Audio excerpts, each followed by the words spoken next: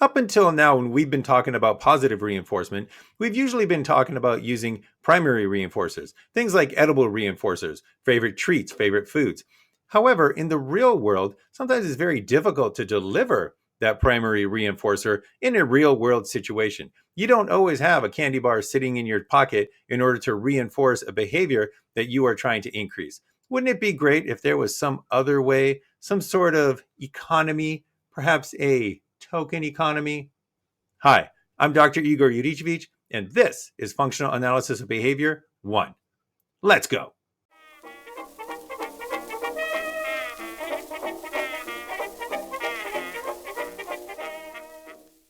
All right, so today we're going to introduce the idea of a token economy. And what a token economy is, it is a procedure whereby you can replace primary reinforcers with tokens and then use those tokens to reinforce the target behaviors. So Hackenberg defined a token economy as an interconnected set of contingencies that specifies the relation between token production, token accumulation, and token exchange. So we're going to take a look at token economies by taking a look at each one of those three properties of a token economy, beginning with the first one, which is token production. So let's set this up before we dive into token production. Let's set this up with an example. So once again, we're going to go with a pretty typical example. I know last time we used the example of a superhero learning a behavior.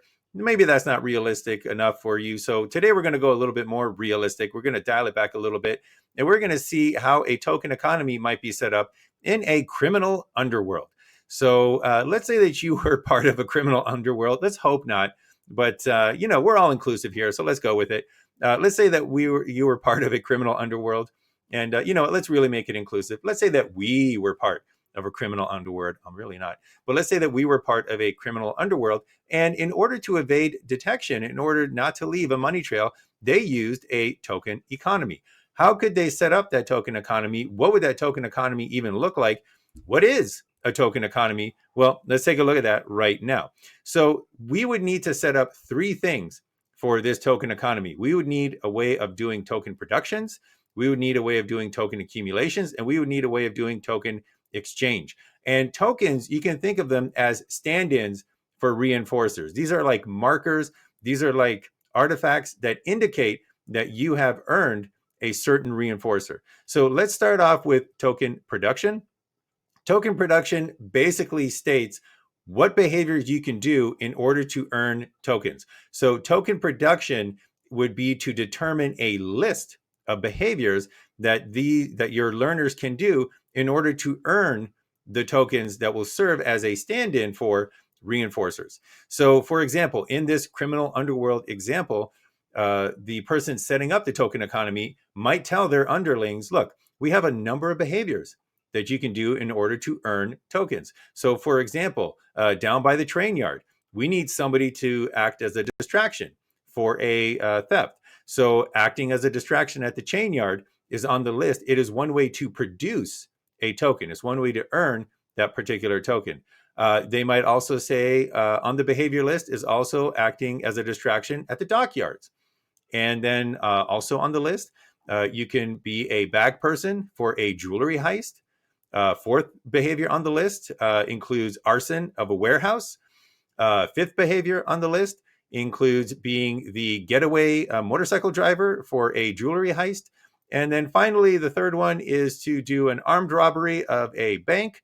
And that is your behavior list. That is what you can do if you want to earn tokens. So the first part in a token economy is describing how token production is achieved, thereby just giving a list of the behaviors that will be rewarded with tokens, a list of the behaviors that a learner can do in order to earn tokens. Now that we have that list of behaviors that a learner can do, the next part of the token economy is token accumulation. And what that details is how do you earn those particular behaviors? So you earn those behaviors by actually performing the behavior successfully. However, how many tokens do you earn per behavior? That's what we need to define in token accumulation.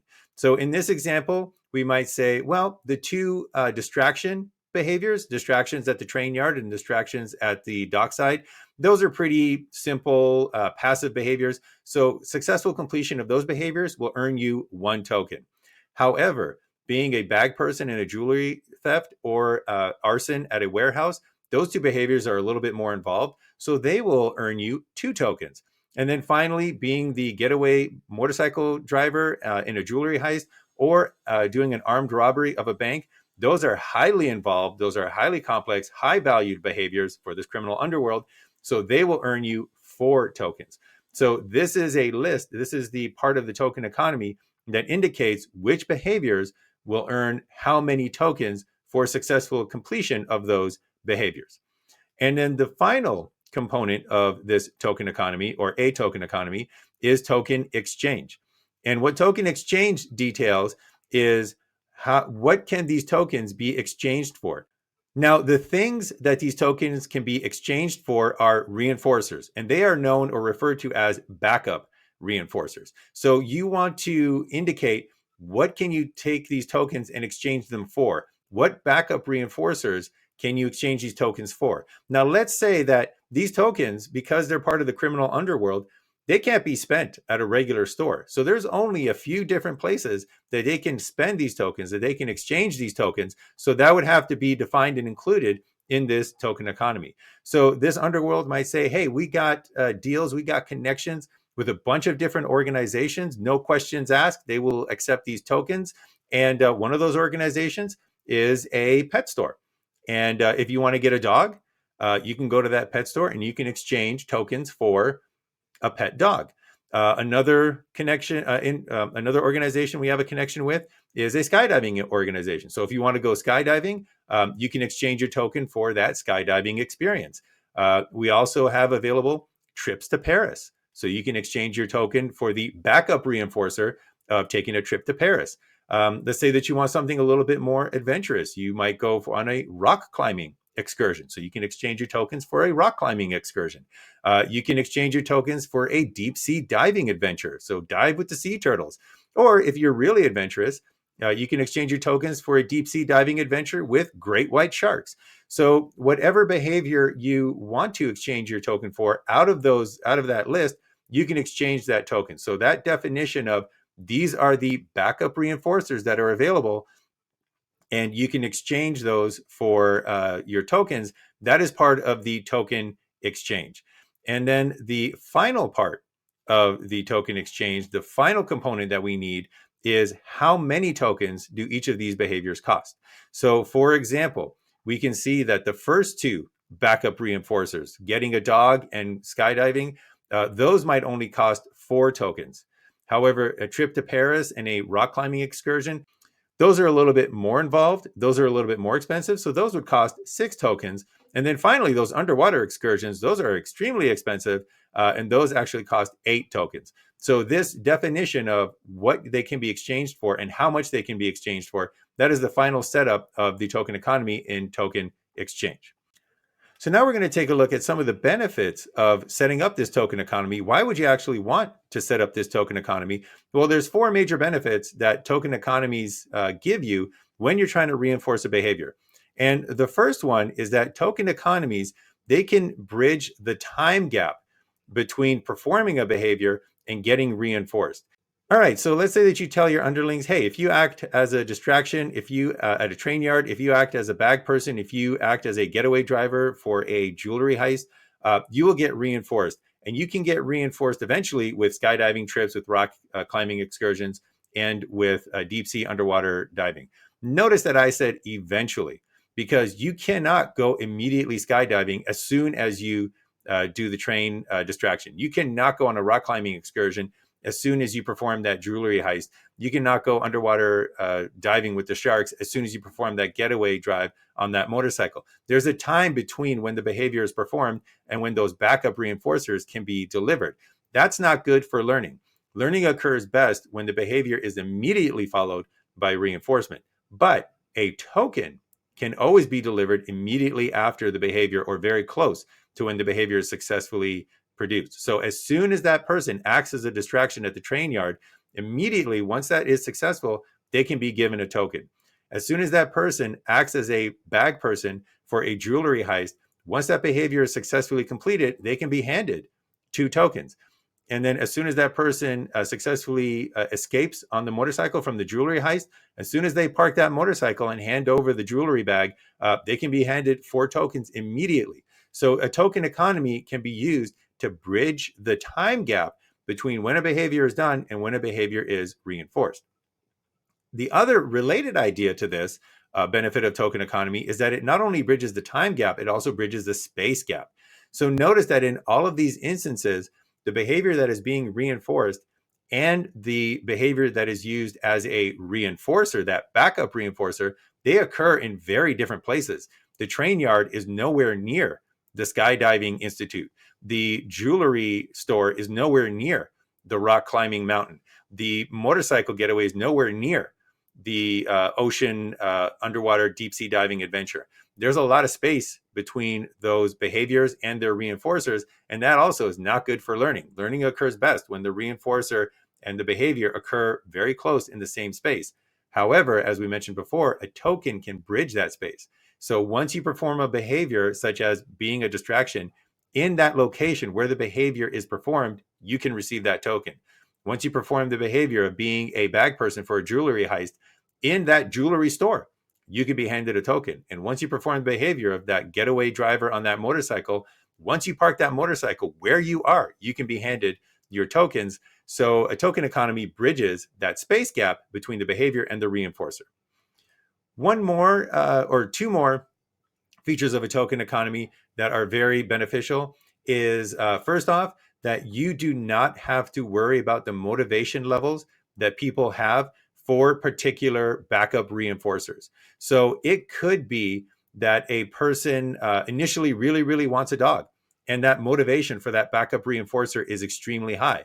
However, over time, that motivation decreases. Maybe they don't want a dog. Maybe they had a bad experience with dogs, and the motivation for that backup reinforcer just decreases. If that was used as the only reinforcer, you would be in real big trouble and the behavior learning would cease. However, with a token economy, you have multiple backup reinforcers. So if they don't want to buy a dog, they can go skydiving. If they don't want to go skydiving, they can go to Paris. If there's no motivation to go to Paris, they can go rock climbing. If there's no motivation to go rock climbing, they can go underwater deep sea adventures, so on and so forth. A token economy is much easier to manage and control and keep motivation high for your learners because there's a number of different behaviors, backup reinforcers that they can exchange their tokens for. And then this ties into the final benefit of the token economy, or the final principle to keep in mind for a token economy, and that is they are most effective when there are multiple backup reinforcers. So when you're setting up a token economy, do not just have the one backup reinforcer. The more backup reinforcers you can have, so for example, here we have 6 backup reinforcers. The more backup reinforcers you have, the higher the motivation of your learners and the more effective your token economy system will be. All right, so that was our look at token economies. So what we covered today was the idea of setting up a token economy, setting up token production. What behaviors can you do for that token economy? Token accumulation. How can you earn tokens in that token economy, and how many tokens do you earn for each behavior? Token exchange. What can your behavior? What can your tokens be exchanged for? What backup reinforcers can they be exchanged for? And then we took a look at 4 benefits of using a token economy, and that is bridging the time gap between behavior and reinforcer, bridging the space gap between behavior and reinforcer, keeping the motivation high by having multiple backup reinforcers, and then making sure that your token economy is effective by having as many backup reinforcers as is possible. So that's it for what I wanted to cover for this video. Join us next time when we take a look at the ins and outs of developing a token economy. So we covered kind of the basics of what a token economy needs to have. Next time, we're going to take a look at some of the pitfalls and tips that you can use to develop a effective token economy. But that's all that I wanted to cover for today. So thank you for joining me. And until I see you next time, stay frosty, stay functional.